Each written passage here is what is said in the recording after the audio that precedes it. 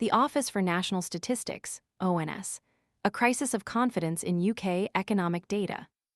The UK's economic landscape is shrouded in uncertainty, and the source isn't geopolitical instability or market volatility. It's a fundamental crisis of confidence in the very data used to shape national policy.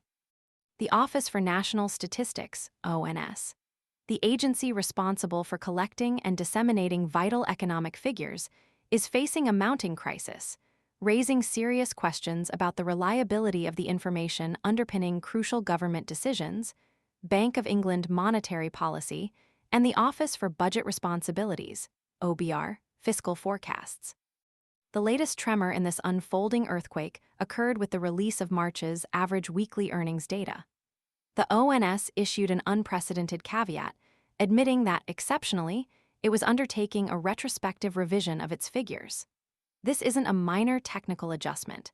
It's a stark acknowledgement of systemic flaws within the agency's data collection processes.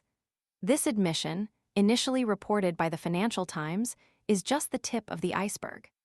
For months, a cascade of problems has plagued key economic indicators, leaving policymakers, economists, and the public grappling with the implications of unreliable data.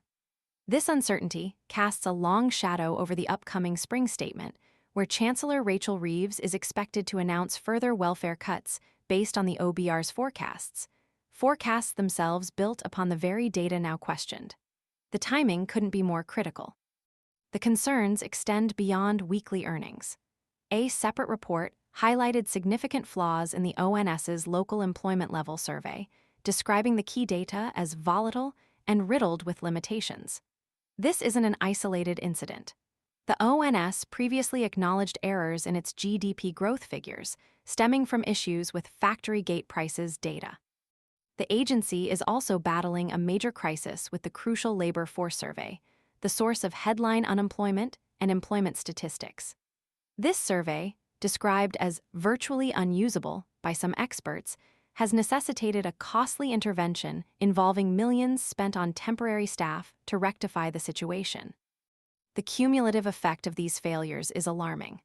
Experts warn that the Bank of England, the OBR, and the government are effectively flying blind, navigating crucial economic decisions with an inadequate understanding of the true state of the nation's economy.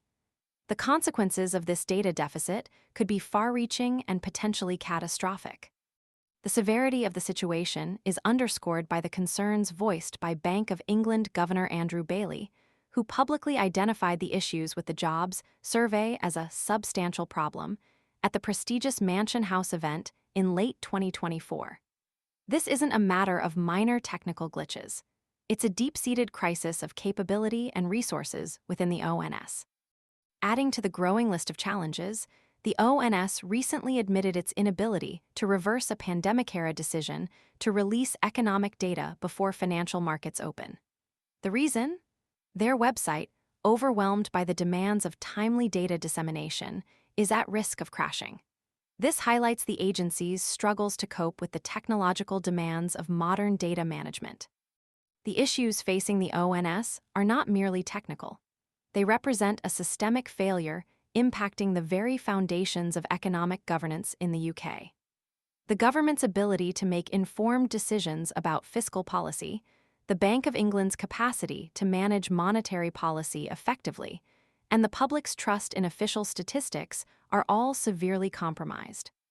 Urgent action is required to address these deeply concerning problems, restore public confidence, and ensure the reliability of the data upon which vital economic decisions depend. The consequences of inaction are simply too great to contemplate. The future economic stability of the UK hangs precariously in the balance. The ONS's crisis demands immediate and decisive intervention.